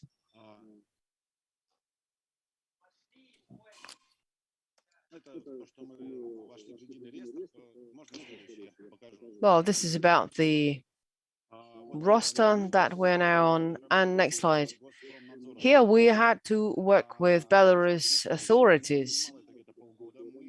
It took us, well, about 6 months. We've signed an agreement. Our colleagues from Belarus came to us and audited the company. It was a full-fledged audit, pre-qualification, let's call it that. So they had to make sure that whatever we're making, whatever we're producing, will be safe to operate in their country. So with time, we got the permission and we were supplying our products to their market. Same holds true for Serbia. It was part of Nord Stream with participation of Gazprom. At the same time, the situation was the same. European certificate, and we had to prepare a lot of documents in English. A specialist came who was monitoring all the works. It was an unusual situation for us. Not that critical, because sometimes Gazprom specialists come to our company, they come to our office or production and they monitor the process. But in some cases, we don't know what to do. So we have to look for contacts. In some countries, we're literally blind. So we have to find companies, meet with them, and majors that we try to contact, well-known majors, they require certification and we want to be on the vendor list, but these companies require to have a partner there or a rep office in this country. Naturally, the investment risk is quite high because you are entering an unknown market. You don't know what projects you're dealing with. So a branch or a rep office or something else for a private company with 150 people, that's unbelievable. But anyway, we have to entertain this, we have to look for partners, and we want to develop. We had a success story. But speaking about success stories and contacts, of course, you can find really good partners during exhibitions. If you have a good product, then there'll be demand. There are some benefits. If your product is unique and this country, you already have high quality regulatory documents, because in Russia, we have hundreds of kilometers of pipelines. So the requirements are already well known. Or, for example, when we're talking about cathodic protection, substations and other types of equipment, their unreliability and sophistication, well, these factors are not always taken into account. Sometimes it is not easy to compete because we have good products with really good properties, it's reliable, we enter the market, the price is going to change because we're talking about installation works and other things. So it may be the case that regulation allows for anything you like, but we can't supply, we can't deliver, because as they say, we have something much simpler, and the customer would go for our product because it's cheaper. And I've seen numerous examples. I've seen when people don't understand, they don't have experience dealing with such products. So you have to show something, you have to teach a person how to work with how to use your product. Some regions are not interested in that. They just want to work with what they used to. So in case of Turkey, the protection that we provided included not only cathodic protection, but earthing as well. So sort of similar, but different types of activity. And it's much easier to find partners in this area. They know the tenders. And when you come to these companies, you say, let's partner, let's work together. They are interested in developing you because at the same time, they're selling your product. So that's what we've done. We've signed a distributor agreement, but it goes on to different companies' brand, but they are interested because they are developing their company. So in order not to waste your time, I would like to stop there. So those were the main things that I wanted to voice. Should you have any questions, I'd be happy to entertain them. And thank you. Yakov, thank you very much. That was very interesting. Indeed, your geography is very impressive and experienced too. So could you please tell us what would be your recommendation to the exporters? Perhaps not all exporters are working with Gazprom, not yet. But perhaps they have good quality product. So what would be the first simple steps to be made so that they could enter a new region? Well, judging from your experience. Well, first of all, you have to look at the process part, technological part of the product.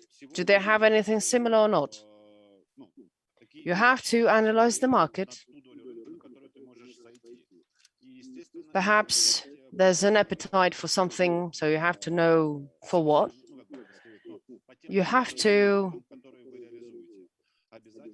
understand that participation in exhibitions is key to a success on this or that market. There are different products that potentially can help you develop your product and find respective companies and promote your products. For example, if you send the materials to some companies, so you don't need to be afraid. This is key. If you believe in your product, then you can sell it anywhere. I think that would be my main recommendation. Okay, thank you, Yakov. And my last question to you is, imagine we have a time machine and we can travel 5 years back and correct one mistake, a mistake, business related. I don't know, related to entering this, that market in this, that country. What would you fix in the past? It's a story about a mistake. Well, I think in our industry, I mean, oil and gas industry, it's a really well-developed industry. It's very sophisticated, but everyone on this market, including us, we had a lot on our plate and we didn't focus on support. You know, it depends. For example, at the moment, Gazprom has finished construction, for example. So for us, this would mean reduction, decline. So I think the mistake that I would have fixed was export. Okay, thank you very much. That's valuable. Export matters. And the support, I mean, standing on 4 legs is much better than 2 legs. So thank you. I think that was an excellent ending to the conference that we're having today. We would like to urge you all to develop your exports, because this is indeed something that helps diversify your business, makes it much more stable, and it's also interesting to learn other cultures and nations. I'd like to thank you on behalf of all of the organizers and the Russian Export Center, the Ministry for Industry and Trade, for your participation. Thank you very much for your intervention. It was really engaging and exciting. Many thanks. And the presentation is going to be available for our viewers and participants. It is going to be available on our channel on YouTube. Once again, many thanks, dear colleagues. We have exhausted our agenda.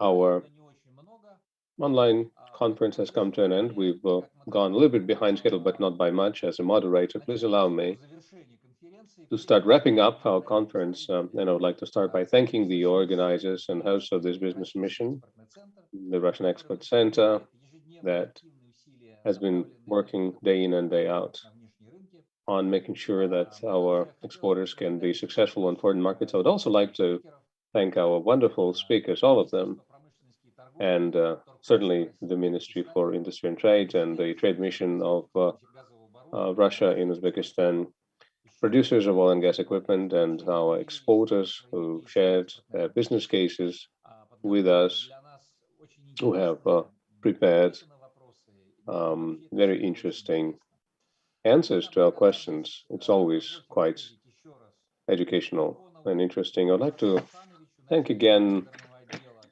Mr. Dilmurod Burkhanov from Uzbekneftgaz, from the tender department of this organization, for their information about the upcoming tender for 15 wells, and certainly to Mr. Hari Barijakshan, Managing Director of Midfield Oil and Gas Equipment. I hope that we have now made one more step towards better understanding your needs, so that we can then meet them in better way and approach our effective joint work. And I would like to thank all of the exporters that are viewers of this conference for their questions, for their involvement, and on behalf of the organizers of this online business mission and this conference, wish all of the participants fruitful and successful negotiations, and of course, large-scale and interesting contracts as a result of those negotiations. All the best to you, dear colleagues. Thanks a lot for participating in this conference.